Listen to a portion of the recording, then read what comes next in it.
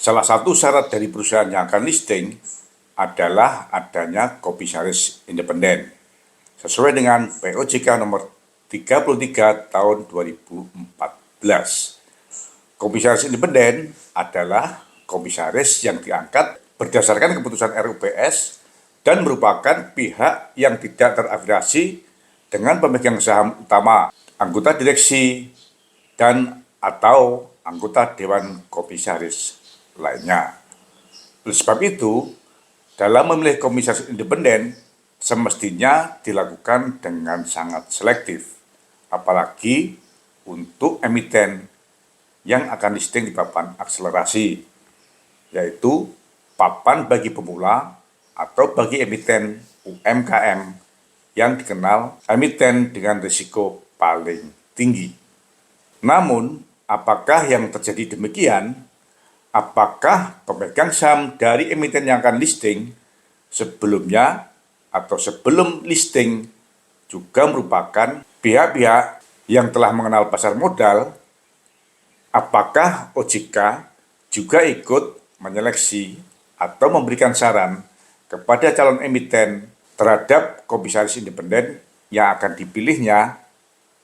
Dan apakah OJK juga mempunyai daftar komisaris independen perusahaan yang telah listing yang perusahaannya tidak memenuhi syarat kepatuhan terhadap ketentuan OJK?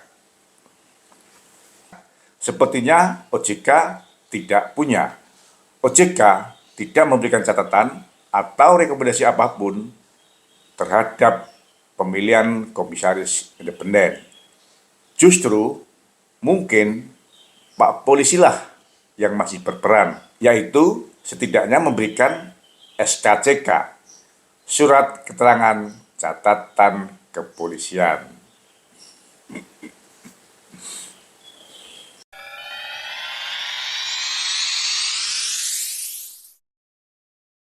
Selamat datang di Investor Level C. Kami coba sharing aspek fundamental agar teman-teman bisa tetap tidur tenang meskipun banyak badai di bursa. Tonton sampai habis ya.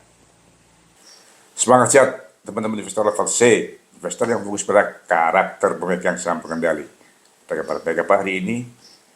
Kali ini saya akan sharing tentang komisaris independen, yaitu komisaris yang diangkat berdasarkan keputusan RUPS dan merupakan pihak yang tidak terafiliasi dengan pemegang saham utama, anggota direksi, dan atau anggota Dewan Komisaris yang lainnya.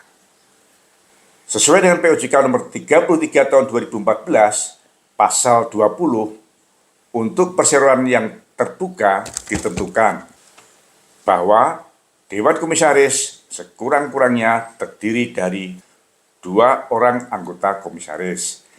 Dalam hal Dewan Komisaris terdiri dari 2, minimal 1 orang merupakan komisaris independen. Dan bila anggota Dewan Komisaris lebih dari 2 orang, maka sekurang-kurangnya 30% merupakan komisaris independen. Aturannya cukup bagus kan? Sesuai dengan prospektus 8 emiten yang akan listing di tahun 2024, saya dapatkan ada 2 komisaris independen yang saat ini juga menjabat sebagai komisaris independen di perusahaan terbuka lainnya, sehingga past performanya dapat lebih mudah kita kenali. Kedua komisaris independen tersebut adalah komisaris independen calon emiten dengan kode NAES, yaitu Raden Sukyar, yang saat ini juga menjabat sebagai komisaris independen dari PT Vale Indonesia, emiten dengan kode INCO. Yang kedua, komisaris independen dari calon emiten dengan kode SMLE, Saudara Basa Sidaputar, yang saat ini juga menjabat sebagai komisaris independen PT Himalaya Energi Perkasa, emiten dengan kode HD. Siapa yang tidak mengenal PT Vale Indonesia atau emiten dengan kode INCO, perusahaan tambang milik asing yang tertua yang saat ini dalam incaran investasi kepada pemerintah untuk menjadi BUMN. Dengan demikian, kredibilitas saudara Raden Sukyar akan lebih mudah untuk dapat dikenali. Meskipun setelah divestasi NICE nanti, Raden Sukyar tidak lagi akan menjabat sebagai komisaris independen emiten NICE. Lalu, siapa yang mengenal saudara Basa Sidaputar yang saat ini juga menjabat sebagai komisaris independen emiten dan kode HD PT Himalaya Energi Perkasa? Karena HD merupakan perusahaan terbuka, maka untuk bisa mengenalinya pasti akan lebih mudah, meskipun saat ini kita tidak mengenalnya, dibandingkan dengan apabila Basa Sidaputar menjadi praktisi di perusahaan lainnya yang bukan merupakan perusahaan terbuka. Yuk teman-teman coba googling. Bagaimana hasilnya? Dari data yang ada, saya jadi meragukan bagaimana proses calon emiten MSLE menentukan komisaris independennya. Bagaimana tidak? HD adalah emiten yang saat ini dalam kondisi mendapatkan tato perhatian khusus dari OJK.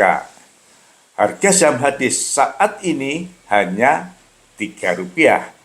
Setelah 5 tahun terakhir nyandar di Rp50. Dan saudara Basa Sidaputar menjadi komisaris dari emiten HD sejak 2015.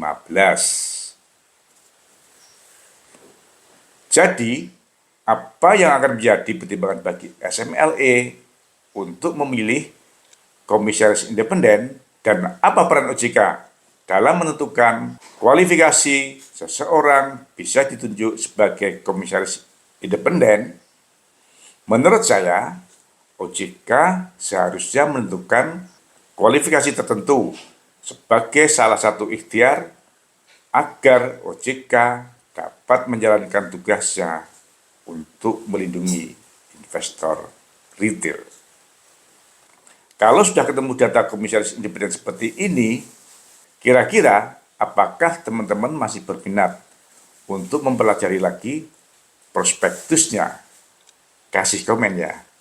Dan teman-teman jaga kesehatan dan bantu dengan doa. Semoga colekan kita bisa mendorong OJK dalam menentukan kriteria bagi emiten dan pihak-pihak yang terlibat dalam listing untuk melindungi investor retail dan membuat bursa ke depan akan lebih sehat. Jangan sampai komisaris independen hanya sebagai pajangan dan pelengkap, dan apabila investor retail boncos, di kemudian hari OJK lepas tangan dan mengembalikan kesalahan sepenuhnya kepada investor retail. Padahal ternyata komisaris independennya itu lagi. Semangat ya! Terima kasih telah menonton.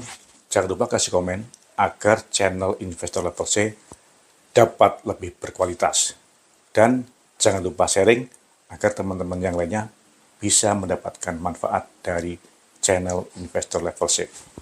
Terima kasih.